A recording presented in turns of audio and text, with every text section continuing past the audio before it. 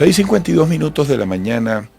Pasamos ahora a otra conversación de especial interés para los venezolanos, porque tiene que ver con nuestra capacidad productiva desde el punto de vista energético y concretamente en cuanto al petróleo. Porque los últimos datos de la Administración de Información Energética estadounidense, descrita por sus siglas como EIA, muestran a Venezuela como el tercer suplidor de petróleo crudo de los Estados Unidos por segundo mes consecutivo. Vamos a conversar para el análisis con Germán Márquez, profesor ingeniero de petróleo. Germán, gracias por atender nuestra invitación. Buenos días.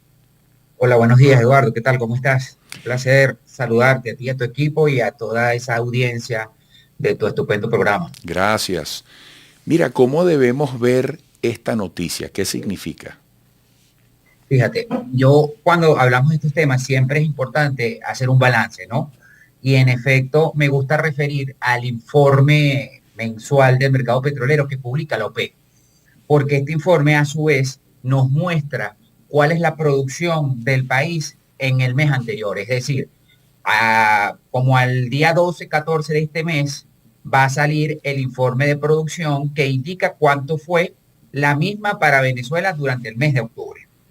Cuando nosotros entonces hacemos un balance y vemos, como tú dices, una información de la Administración de Información Energética de los Estados Unidos, donde ubica a Venezuela como tercer suplidor, esto nos da una muestra de la importancia que tiene nuestro país a nivel energético.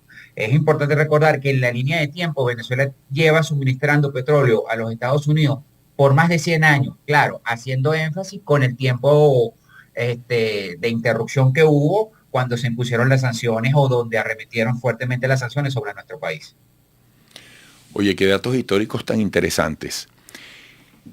¿Cómo ha sido el histórico reciente o desde el punto de vista retrospectivo, desde ese punto donde quieras partir, para determinar la conducta de Venezuela como suplidor o la capacidad de Venezuela como suplidor petrolero de los Estados Unidos?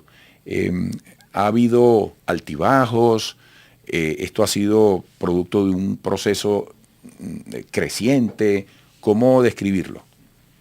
Sí, fíjate que la página que referiste anteriormente muestra una información que data desde 1993 hasta el presente. Sin embargo, si vamos desde 1993 hasta el inicio de la producción petrolera en Venezuela, nosotros siempre hemos suministrado petróleo al mercado petrolero internacional, pero en específico al norteamericano.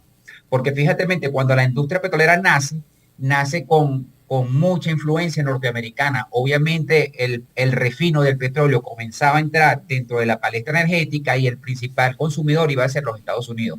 Esto permite entonces conocer de que Venezuela comenzaba a suministrar petróleo de manera eficiente, confiable, segura y sobre todo a un costo económico que le permitiera a los Estados Unidos suplir, porque más allá del costo de producción que se puede asociar a un barril, hay que considerar es el costo de fleta. Fíjate que nuestro petróleo está de las costas de oeste del Golfo de México a 5 días. Esto le da mucha importancia porque abarata el costo por fletamiento. Pero cuando nos referimos a los últimos datos, es importante mencionarte, Eduardo, que Mariana Pargas, una compañera que publica por parte de Reuster, hacía mención a que Venezuela en el mes de octubre llegó a alcanzar un pico máximo de exportación de 900, casi 950.000 barriles. Cuando vemos esto a lo largo o en los últimos 4 años, vemos un avance significativo. No es poca cosa ni mentira el conjunto de medidas que cayeron sobre Venezuela, lo que limitaron su capacidad de producción y por ende su capacidad de exportación. Pero cuando vemos el dato tan importante que ella muestra, indica que de esos casi 950.000 barriles que se exportaron que Venezuela exportó, 280.000 fueron a Estados Unidos es decir, 280.000 diarios. Cuando multiplicamos eso por el mes, estamos hablando de casi 9 millones de barriles de petróleo. Quiere decir que Venezuela va a seguir tiene y tendrá un impacto significativo en el suministro de petróleo en los Estados Unidos, por lo que te vengo diciendo. Además, Recuérdate la posición favorable que tiene Venezuela, ¿no? Tiene todo un mar Caribe allí donde no tiene ningún tipo de restricción, porque eso es importante decirlo, ¿no? No tiene ningún tipo de restricción para poder exportar petróleo. Un caso muy diferente a lo que está ocurriendo en el Medio Oriente ahorita. Sabemos la situación tensa que está ocurriendo allí y que el petróleo, por decirte, de Arabia Saudita, de Irán, Emiratos Árabes Unidos, tiene que pasar por el estrecho. Esos estrechos que pueden convertirse en un cuello de botella. Caso totalmente diferente nuestro, por lo que acabo de mencionar. Ahora, amigos, estamos conversando con Germán Márquez, profesor, ingeniero de petróleo.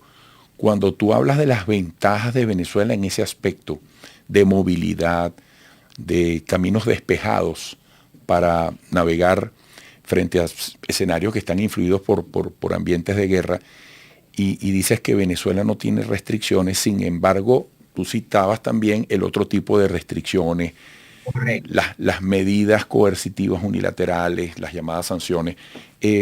¿Eso cómo influye en este marco de las relaciones comerciales en lo energético entre Venezuela y Estados Unidos? Además, te hago la pregunta justamente el día en que se están haciendo las elecciones allá, ¿no? Gracias, y buena la pregunta, Eduardo. Nosotros hemos venido estudiando este impacto por más de 3 años. De hecho, tuve la oportunidad de publicar un libro con el efecto, ¿sí? Los daños y perjuicios de las medidas coercitivas unilaterales, como dices tú, mal llamadas sanciones sobre la industria petrolera. Lo mencionaba al principio de la entrevista, ¿no? Nuestro mercado natural son los Estados Unidos.